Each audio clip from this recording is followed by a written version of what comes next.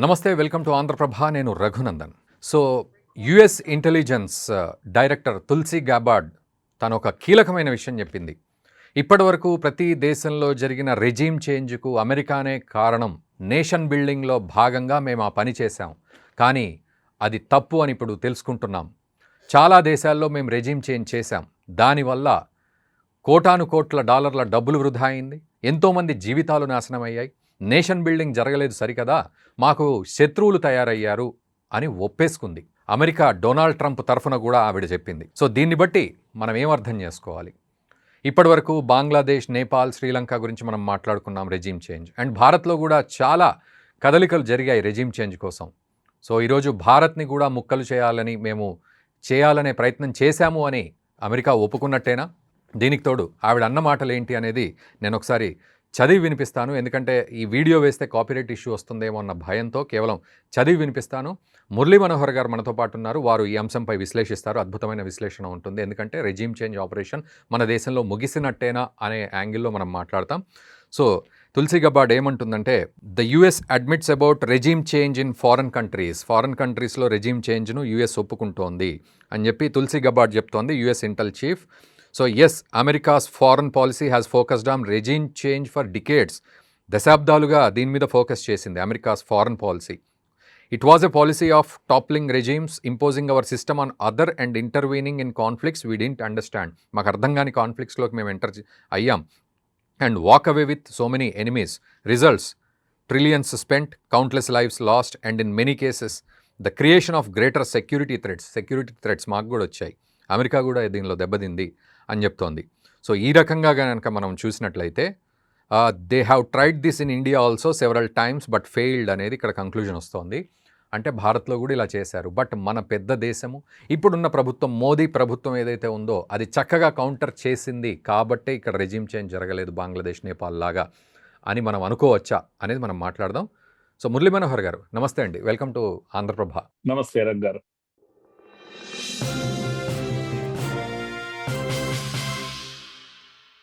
Sir, Tulsi Gabbard చెప్పిన మాటలు వింటే కొంచెం ఆనందంగా ఉంది. అంటే ఈ రెజీమ్ చేంజ్ ఆపరేషన్స్ వల్ల మేము కూడా ఏం సాధించలేదు, ఊరికే ఎనిమీస్ని తప్ప, trillions of lives lost and spent trillions, దీనివల్ల మాకేం రాలేదని చెప్పడం సంతోషమే.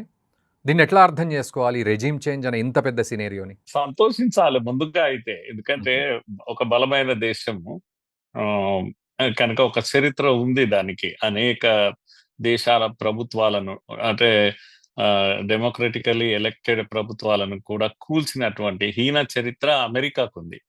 కనుక అలాంటి అమెరికా ప్రపంచం అంతా కూడా కూసింది. మీరు ఇదొక పాలసీగా పెట్టుకున్నారు రిజీమ్ చేంజ్ అనేది, కనుక డీప్ స్టేట్స్ మీ దగ్గర వర్క్ చేస్తుంది, అన్ని దేశాల్లో వెళ్ళి పనిచేస్తుంది అని వాళ్ళు ఎప్పుడు కూడా అఫీషియల్ గా దీన్ని నేను అనుకుంటాను వాళ్ళు యాక్సెప్ట్ చేసింది ఏం లేదు. పబ్లిక్ లో అనౌన్స్ చేసింది కూడా ఏం లేదు. రిజీమ్ చేంజ్ అనే పాలసీ ఉంది మా దగ్గర అని అన్నాడు, పబ్లిక్ గా అనౌన్స్ చేయడం లేదు. ఇప్పుడు మాత్రము తొలగిస్తున్నాము, ఇటువంటి పాలసీ నుంచి మేము దూరం అవుతున్నాము అని చెప్తుంటే, ఓహో ఈ పాలసీ మీరు అనుసరించారు అని అఫీషియల్ గా మీరు యాక్సెప్ట్ చేశారు. చాలా సంతోషం. అది ముందైతే దాన్ని సంతోషించాలి. ఇందులో నిజాయితీ ఎంత ఉంది అమెరికాకు, నిజంగా ఈ పాలసీ అయితే ఎలక్షన్స్ లో ఇష్యూగా కూడా మార్చాడు ట్రంప్, మాట్లాడాడు. మేము ఇది అనవసరంగా ఈ అమెరికా ఏదైతే ఇది ఇస్తుంది కదా, నిధులు ఇస్తుంది కదా, వాటిని అన్నిటిని కూడా ఆపేయాల్సిందే, అనేక దేశాలకు ఇస్తున్నాం ఇటువంటి వాటికి, కనుక దీన్ని ఆపాల్సింది, దీనివల్ల వచ్చేది లేదు పోయేది లేదు, అమెరికా యొక్క ఆర్థిక స్థితి కూడా బాగలేదు, కనుక మేము పాలసీని మార్చుకుంటాం. అనేక విషయాల్లో ఆయన కొత్తగా చెప్పాడు కదా ట్రంప్, ఇమిగ్రెంట్స్ విషయంలో కానీ, లేకపోతే వీసా విషయంలో కానీ, అనేక విషయాలు వాళ్ళు అనుభవించారు, దెబ్బతిన్నారు, కనుక ఆయన ఎన్నికల ఇష్యూగా చేశాడు, ప్రజలు కూడా దానికి ఆమోదం చెప్పారు. ఇప్పుడు దానికి తగ్గట్టుగానే తులసి గబార్డే ఈ సబ్జెక్ట్ డీల్ చేస్తుంది కనుక తానే పబ్లిక్ గా వచ్చేసి మేము we want to change our policy అని అనౌన్స్ చేశారు. చాలా సంతోషం. అయితే పాలసీని షిఫ్ట్ చేస్తున్నాం అని కూడా అన్నది ఆమె. అంటే ఈ రిజీమ్ చేంజ్ నుంచి మేము పాజిటివ్ గా టర్న్ అవుతాం, మేము స్టెబిలిటీ కొరకు ప్రయత్నం చేస్తాం, ప్రభుత్వాలను నిలబెట్టడానికి ప్రయత్నం చేస్తాం అని ఒకటి. డిప్లొమసీని నమ్ముకుంటాం ఇప్పటి నుంచి మేము. అంటే మిలిటరీ ఇంటర్వెన్షన్స్ ను తగ్గిస్తాము, లేకపోతే పూర్తిగా వదులుకుంటాం. We don't intervene in to the other countries. Other countries. Particular గా మిలిటరీ ఇంటర్వెన్షన్ అసలే మేము చెయ్యము Hmm. అనేటువంటి పద్ధతిలో ఆమె మాట్లాడింది. Hmm. అయితే దీనికి కౌంటర్ ప్రొడక్టివ్ కూడా ఉంది. చాలా వాళ్ళ కంట్రీలోనే చాలా మంది మాట్లాడుతున్నారు. ఎందుకంటే కొన్ని గవర్నమెంట్స్, హార్డ్ కోర్ గవర్నమెంట్స్ ఉంటాయి, అవన్నీ కూడా ఇచ్చేస్తాయి. సో తులసి గబార్డ్ స్వయంగా బయటకు వచ్చి మీడియా ముందుకు వచ్చేసి ఇలా చెప్పడం అనేది, అమెరికా ఈ పాలసీని మార్చుకుంటే చాలా గొప్ప విషయం. Hmm. నిధులు ఇవ్వడము ఆపేస్తే Hmm. వాళ్ళ యొక్క డీప్ స్టేట్ యొక్క వర్క్ ఆగిపోతుంది. అంటే నిధులు ఉంటేనే డీప్ స్టేట్ పనిచేస్తుంది. డీప్ స్టేట్ అంటే నాకు ఒక డౌట్ వచ్చింది సార్ ఇక్కడ. ఆవిడ తులసి గబార్డ్ చెప్పడం ఏంటంటే, మేము దీనివల్ల మేము కోల్పోయింది ట్రిలియన్స్ ఆఫ్ డాలర్స్ అండ్ చాలా జీవితాలు కోల్పోయారు, అంటే అక్కడ ఎక్కడైతే జరిగింది అదని. కానీ మేము దానికి ఫుల్ స్టాప్ పెట్టామంటే, అంటే ఏం చేసినట్టు? జార్జ్ సోరోస్ని ఏమైనా కథం కొట్టినట్ట, లేకపోతే అరెస్ట్ చేసినట్ట, లేకపోతే ఫండ్స్ ఆపేసినట్ట? ఎట్లా అర్థం చేసుకోవాలి అంత ప్రపంచాన్ని ఆపడం అంటే? జార్జ్ సోరోస్ ఇవన్నీ కూడా ఏంటంటే అవుట్ సోర్సింగ్ కంపెనీస్ లాంటివి. ఇవన్నీ కూడా అంటే వీళ్ళ పాలసీని ఇంప్లిమెంట్ చేస్తుంటాయి. జార్జ్ సోరోస్ అనేవాడు ఫండింగ్ ఏజెన్సీగా వీళ్ళు చెప్పిన ప్రభుత్వాలకు ఫండ్ అందిస్తాడు. తన పద్ధతిలో తాను ఇండైరెక్ట్ గా డబ్బులు అందించేటువంటి పనులన్నీ, కుట్రలు కుతంత్రాలకు అన్ని కావాల్సిన ప్లాట్ఫామ్ క్రియేట్ చేస్తాడు. అలాంటి సోరోస్లు చాలా మంది ఉంటారు వీళ్ళకు. కనుక ఈ వర్క్ చేస్తూ ఉంటారు. వాళ్ళకు ఇప్పుడు ఉపాధి ఉండదు, వాళ్ళకు ఫండింగ్ ఆగిపోతుంది కనుక ఉపాధి ఉండకపోవచ్చు. కానీ ఈమె చెప్తున్నది ఏంటంటే డబ్బులు మిగులుతాయి, వీళ్ళకి ట్రిలియన్స్ ఆఫ్ డాలర్స్ అయితే మిగులుతాయి ఫస్ట్ గా. అయితే దీంతో డబ్బులు కూడా సంపాదించారు. అనేక దేశాల్లో సమస్యలు క్రియేట్ చేసి, యుద్ధాలు క్రియేట్ చేసి, వెపన్స్ అమ్ముకొని, వాళ్ళకు అవసరం లేని వెపన్స్ ను డంప్ చేసి, ఇలా వీళ్ళు అమెరికా బ్రతికిందే ఈ రక్తము, ప్రజల రక్తం మీద, విదేశాల యొక్క దీనిపైన. ఇప్పుడు కొత్తగా ఏదో మాట్లాడుతుంది ఆమె, కానీ ఇప్పుడేమో నష్టాల్లో ఉన్నారు. ఇంకా ఇప్పుడేదో బుద్ధి వచ్చింది అని అదేదో సామెత ఉంటుంది, బాగుండదు. కానీ కనుక ఎప్పుడో అంతా అయిపోయిన తర్వాత బుద్ధి వస్తే దానివల్ల పెద్దగా ఏమీ ఉండదు కూడా. అయితే ఆమె ఇంకో మాట కూడా ఏమన్నదంటే, మేము ఈ ఆపరేషన్స్ లో సమ్ టైమ్స్ మాకు అర్థమైంది అంటే there was lack of understanding. ఉదాహరణకు ఇండియాను ఆపరేట్ చేయబోయి ఒకటి చేయబోయి ఇంకోటి అవుతుంది, అంటే కౌంటర్ ప్రొడక్ట్ అవుతుంది అయ్యాయి చాలా మటుకు. అమెరికాకే అవి ఎనిమీస్ గా మారిపోయినాయి కొన్ని నేషన్స్. తర్వాత వీళ్ళు కూడా మేము ఒకటి అనుకుంటారు, ఇక్కడ మోడీ ప్రభుత్వం నిజంగానే ముస్లింలను వేధిస్తుందేమో అని ఒక ప్రచారం చేస్తున్నారు. నిజంగా ఉండొచ్చు అని కూడా నమ్ముతారు. కానీ వాస్తవానికి తర్వాత తెలుస్తుంది అలా ఉండదు అని తెలుస్తుంది. తెలిసినంత మాత్రాన ఉపయోగం అయితే ఉండదు. ఇలాంటి మేము మిస్అండర్స్టాండింగ్ చేసుకున్నాము, ల్యాక్ ఆఫ్ అండర్స్టాండింగ్ ఉండేది, ట్రిలియన్స్ ఆఫ్ డాలర్స్ మాకు వేస్ట్ అయిపోయినాయి, చాలా సార్లు కౌంటర్ ప్రొడక్టివ్ గా ఉండేది. ఇంకా తర్వాత ఇంకో మాట కూడా అన్నది ఆమె, ఎండ్లెస్ సైకిల్ ఇది. అసలు ఒకసారి స్టార్ట్ చేస్తే there is no end to it. అంటే సైకిల్ ఆఫ్ రిజిమ్ చేంజ్ అనేది ఎండ్లెస్ గా ఉండేది. కనుక ఇదే ఒక పనిగా మాకు మారింది. అంటే ఓ రకంగా బుద్ధి వచ్చింది, తప్పు చేశాము అనేటువంటి ఇవన్నీ కూడా ఒప్పుకుంటున్నారు. అయితే ఇక్కడ మీరు మంచి పాయింట్ అన్నారు సార్. అంటే ఇప్పుడు బుద్ధి వస్తే ఏం లాభం, ఇదివరకు చేసింది అంటే. ఫర్ ఎగ్జాంపుల్ రష్యా ఉక్రెయిన్ విషయంలో కూడా సార్ ఈ రెజిమ్ చేంజ్ జరిగిన సందర్భం ఉంది. రష్యా ఉక్రెయిన్ విషయంలో ఈ రోజుకి కూడా రష్యా ఉక్రెయిన్ కొట్టుకుంటే, యుద్ధం చేస్తుంటే మళ్ళీ నాటో వచ్చి ఆయుధాలు అందించడం, మళ్ళీ ట్రంప్ వచ్చి శాంతి ప్రవచనాలు చేయడం. ఇప్పుడు బంగ్లాదేశ్ చూసాము, షేక్ హసీనా ఎంత పరిపాలించింది, ముజీబుర్ రెహమాన్ కూతురే ఆవిడ. దాదాపు 20 సంవత్సరాలు ద మోస్ట్ లీడింగ్ ఉమెన్ ఆవిడ, అక్కడ గవర్నమెంట్ని నడిపింది. ఆవిడను పంపించేశారు. నేపాల్, ఒకవేళ నిజంగా ఓలీ శర్మ విషయం కనుక మాట్లాడితే, ఒకవేళ అవినీతి చేస్తే కేవలం అతన్ని అది టార్గెట్ చేస్తే అయిపోయేది, బట్ దేశాన్నే మొత్తం అన్రెస్ట్కి తీసుకెళ్లారు. ఈరోజు భారత్లో కూడా కాన్స్పైరసీ, ఢిల్లీ రియోట్స్లో ఢిల్లీ పోలీసులు అఫిడవిట్ వేశారు ఒక మాట చెప్తూ. అంటే మీరు అన్న ప్రకారం సార్, ఎంత మిస్అండర్స్టాండింగ్ వల్ల ఎన్ని దేశాలు, ఎంత జీవితాలు నాశనం అయ్యాయి అమెరికా చేయబట్టి, ఇదంతా డీప్ స్టేట్. అంతేకాదు గారు, ఇప్పుడు అమెరికా ఏమంటుంది, మేము ఈ యొక్క మతవాద శక్తులను, ముఖ్యంగా ఇస్లామిక్ టెర్రరిస్ట్ గ్రూప్స్ ను, వీటిని అన్నిటిని మేము అంచడానికే మేమున్నామని చాలా పౌజ్ కొడుతుంది కదా. ఇప్పుడు బంగ్లాదేశ్ లో చేసింది ఆమె చెప్పిందే కరెక్ట్ అయింది, వాళ్ళు అర్థం చేసుకున్నదే తప్పు. వాస్తవంగా ఆమె ఎలక్టెడ్ లేడీ కదా, ప్రైమ్ మినిస్టర్. ఆమె మంచి పరిపాలన అందిస్తుంది ఉన్నంతలో. మరి తిరగబడ్డ వాళ్ళు జమాతే ఇస్లామీ గ్రూప్స్ అన్ని కూడా ఫండమెంటల్ గ్రూప్స్, టెర్రర్ గ్రూప్స్ తో సంబంధాన్ని ఉన్న వాళ్ళు, వీళ్ళంతా తిరగబడ్డారు కదా. ఇప్పుడు పైగా ప్రభుత్వం ఇప్పుడు వాళ్ళది వచ్చినట్టే యూనుస్ అంటే అర్థము. పైగా ఆమెకు ఎన్నికల్లో హక్కు లేకుండా కూడా చేశారు కదా! అవును. అదే మీరు ఏమి ఎస్టాబ్లిష్ చేస్తున్నారు? హ్మ్. కంప్లీట్‌గా మీరు చేస్తున్నది ఏంది అంటే మతవాద శక్తులను పెంచి, పోషించి హ్మ్. ఇప్పుడు సేమ్ రెండవ పాకిస్తాన్ అవుతుంది బంగ్లాదేశ్. అంతే. అంటే ఇక్కడ కూడా టెర్రర్ గ్రూపులొస్తాయి. ఇక్కడ కూడా ఇది చేస్తాయి. ఏదో ఆఫ్ఘనిస్తాన్‌లో మీరు జేశారు. ఎన్ని రోజులున్నారు? ఏం చేశారు చివరకు? గాలికి వదిలేసిపోయారు. అవును. కదా! తాలిబాన్‌లు అంతమంది. ఏదో పాపం వాళ్ళు ఇన్ని రోజులకు బుద్ధి వచ్చింది. వాళ్ళు ప్రభుత్వాలు నడుపుకుంటున్నారు. హ్మ్. ఇంక దీనివల్ల పెద్ద ఉపయోగం లేదని అనుకున్నారో ఏమో! వాళ్ళు బుద్ధి మార్చుకున్నారే తప్పితే, అవును. మీరు చేసింది ఏంటి అని చివరికి సాధించింది ఏంటి? అవును. ఆహా! మీరు ఎంతసేపు దేశాలను కబళించడం, ప్రభుత్వాలను కూలగొట్టడం ఇవన్నీ మీరు చేశారు. అయితే నా పాయింట్ ఏందంటే, ఇప్పటికిప్పుడు వీళ్ళు పతివ్రతలయిపోతారు. ఇంకా ఏ గౌతమ బుద్ధుడు ఇది తీసుకుంటారు. ఇగ శాంతి, శాంతి అంటారు. శాంతి ప్రవచనం. నో అట్టేముండదు. అమెరికాని ఏ రోజు కూడా నమ్మడానికి ఉండదు. హ్మ్. ఎప్పుడు కూడా నమ్మడానికి. అంతెందుకు మీరు హమాస్ తర్వాత వాళ్ళ కష్టాలు అవన్నీ కూడా మొత్తం చచ్చి కూర్చున్నారు గదా! హమాస్ అనేదే లేకుండా పోయింది గదా! అవును. మరి ఏమైంది ఈరోజు పాలస్తీనా? హ్మ్. మొత్తము బూడిదైపోతుంటే కూడా చూస్తూ కూర్చున్నారు గదా! ఇజ్రాయెల్‌ను పెంచుతూ పోషించారు. ఇజ్రాయెల్ ఎక్కడ ఫైట్ చేస్తుంది? మీరు లేకపోతే ఒక రోజన్నా ఉంటుందా ఇజ్రాయెల్? హ్మ్. మీరున్నారనే దీనితోటే గదా! హ్మ్. కనుక ప్రపంచమంతా గూడా ఈరోజు యుద్ధాలు అది న్యాయమైన, అన్యాయమైన కంటిన్యూ కావడానికి. హ్మ్. అది యుద్ధం అనేది న్యాయమా, అన్యాయం కాదండి. యుద్ధం జరగకూడదు. వీలైనంత వరకు డిప్లొమాటిక్‌లోనే హ్మ్. మాట దీనితోటి అక్రాస్ ది టేబుల్ సమస్యలు పరిష్కారం అయితే మనుషులు ప్రశాంతంగా బ్రతుకుతారు గదా! హ్మ్. కానీ మీ కారణంగా యుద్ధాలవుతాయి గదా! మీరు ఇంతకుముందు చెప్పిన హ్మ్. రష్యా, ఉక్రెయిన్ సంగతేంది? హ్మ్. ఉక్రెయిన్ రష్యాతో పెట్టుకుంటుందా? హ్మ్. ఎందుకు పెట్టుకుంటుంది? చేత కాకుండా నోరు మూసుకొనన్నా ఉంటుంది. అవును. కూర్చోబెట్టి అక్రాస్ ది టేబుల్ ఏమైనా సమస్యలుంటే పరిష్కరించవచ్చు. అవును. ఏడుందండి రగ్గారు ఇప్పుడు ఐక్యరాజ్య సమితి అంటూ ఎక్కడుంది చెప్పండి? అవును. ఐక్యరాజ్య సమితి మాట ఉందా? నోట్లో నాలుక లేదు. ఉందా దానికి? లేదు. లేదు. ఆ! అమెరికా ఏది చెప్తే అదే ఐక్యరాజ్య సమితి చెప్పినట్టు కదా మరి. అంతే. అంతే. మీరేం చేశారు? మీ యొక్క ఈ సిస్టమ్స్‌ను, వ్యవస్థలనన్నిటిని కూడా భ్రష్టు పట్టించి, హ్మ్. ఇప్పుడు ఈ రోజొచ్చేసి అయ్యో! మేము దీక్ష తీసుకున్నాం. పాతివ్రత్య దీక్ష తీసుకున్నాం. హ్మ్. మేమింక నుంచి రెజిమ్ చేంజ్ చెయ్యము. రెజిమ్ చేంజెస్ ఎందుకు చేశారు? ఇప్పుడు నేరస్తులుగా నిలబడ్డారు ప్రజల ముందర. హ్మ్. మరి ఎవరికంటే వాళ్ళకు ఇదే విదేశాల్లో, ఇతర దేశాల్లో జోక్యం చేసుకొని, హ్మ్. ప్రభుత్వాలను కూల్చడం గాని, ప్రభుత్వాన్ని నిలబెట్టడం గాని, హ్మ్. మీ పనా ఇది?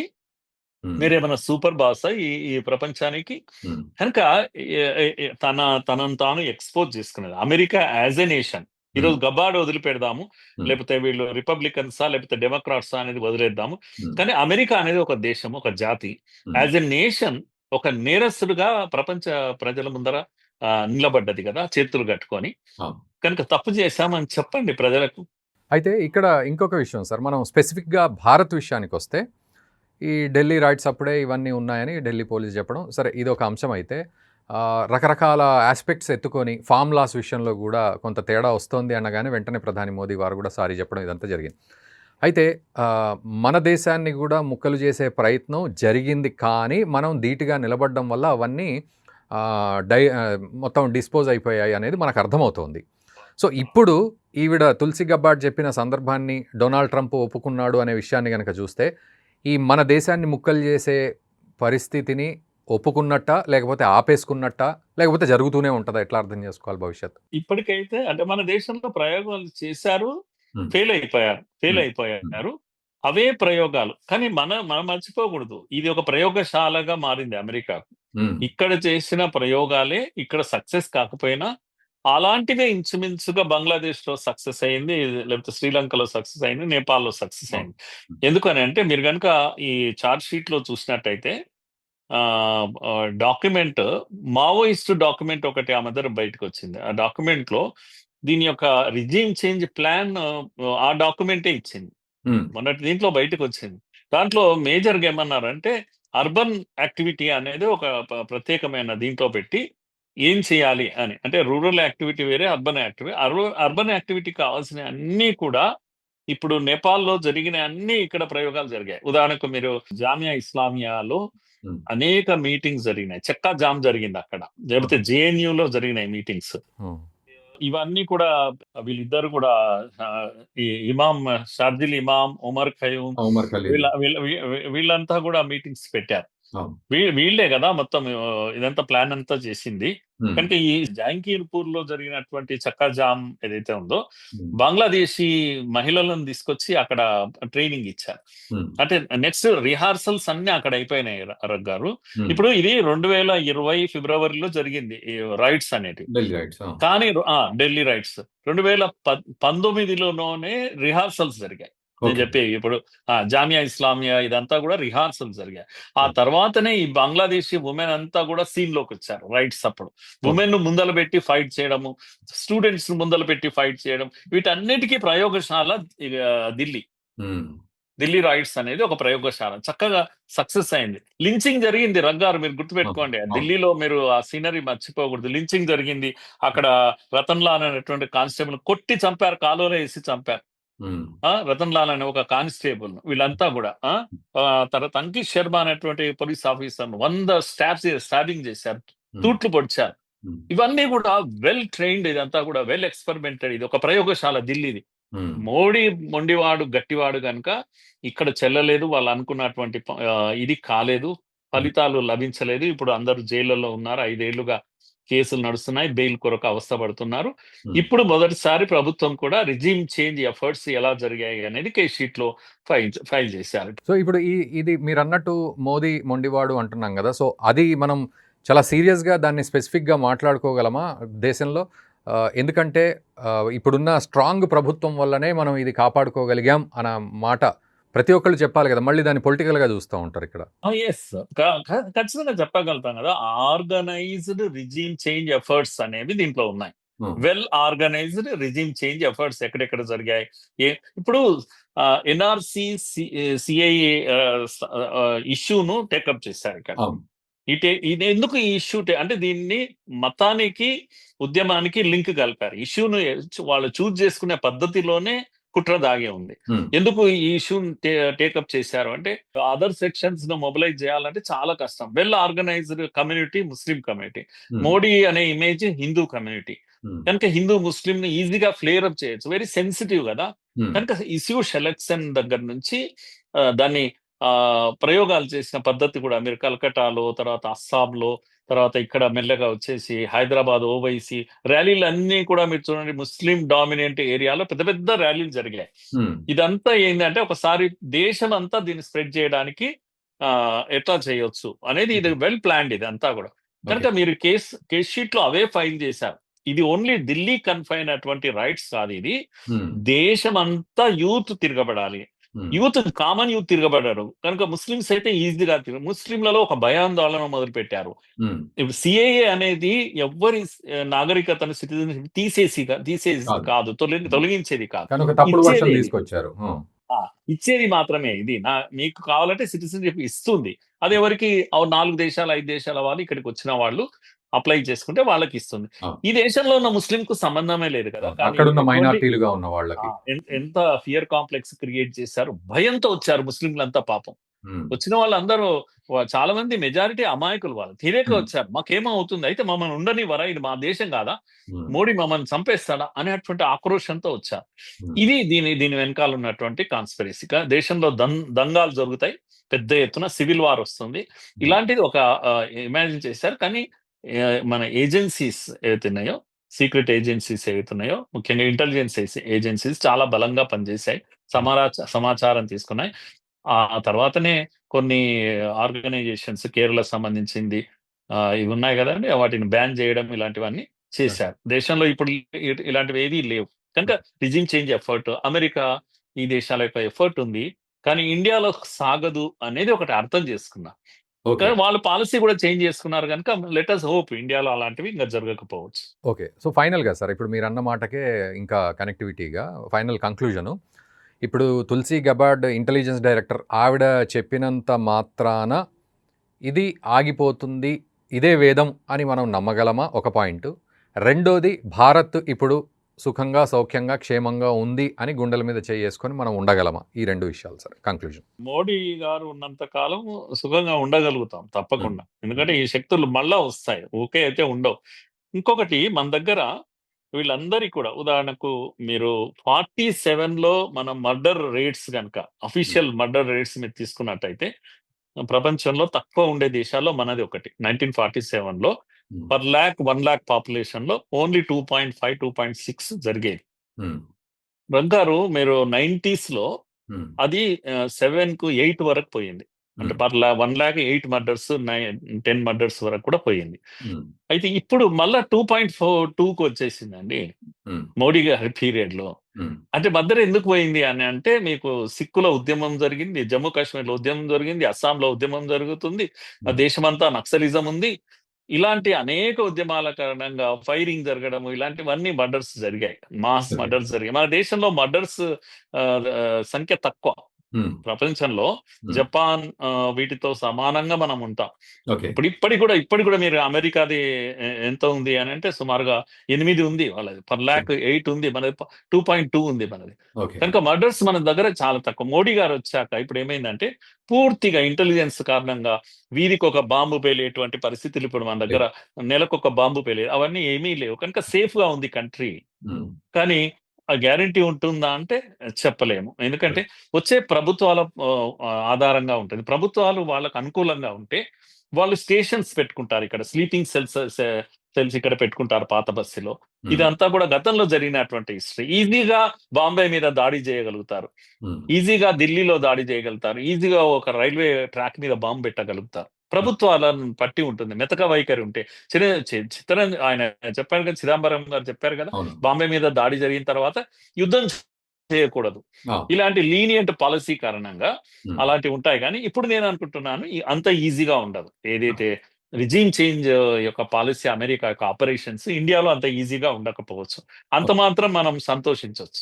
Right sir. Thank you. Thank you very much Murali Manohar garu. ఈ విషయంపై చాలా అవగాహన కల్పించినందుకు. సో, వ్యూవర్స్ అది పరిస్థితి. మొత్తానికి అమెరికా ఒప్పుకుంది.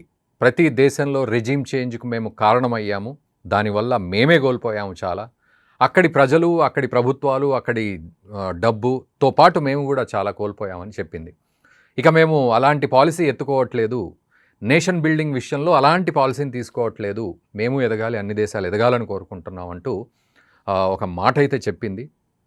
అయితే ఇది ఒక రకంగా సంతోషకరమైన మాట అయినప్పటికీ, మనం మాత్రం ఇంకా అలర్ట్‌గా ఉండాలి. ఎందుకంటే ఆ మాటతోటి వ్యవస్థ ఇదైపోలేదు. అక్కడ ఉండాల్సిన వ్యతిరేక శక్తులైతే అలాగే ఉన్నాయి. మరి వాటి కట్టడి ప్రాక్టికల్‌గా జరిగినప్పుడే అన్ని దేశాలు సౌఖ్యంగా ఉంటాయి. చూడాలి మరి రాబోయే రోజుల్లో భారత్‌కు ఇది శుభసూచకమేనా? ఇక్కడి వరకు గనక మీరు వీడియో చూసినట్లయితే ఖచ్చితంగా కామెంట్ చేయండి. ఈ రెజిమ్ చేంజ్ ఆపరేషన్‌లు ముగిసిపోయినట్టేనా? భారత్‌కు ఒక సేఫెస్ట్ ప్లేస్ వచ్చినట్టేనా? భారత్ టఫ్ ఇచ్చినట్టేనా అమెరికాకి ఇప్పటివరకు? మీరిది ఖచ్చితంగా కామెంట్ చేయండి. అండ్ దయచేసి ఈ మంచి విషయాన్ని మన మిత్రులకు గూడా షేర్ చేయండి అని కోరుకుంటున్నాను. Thank you very much.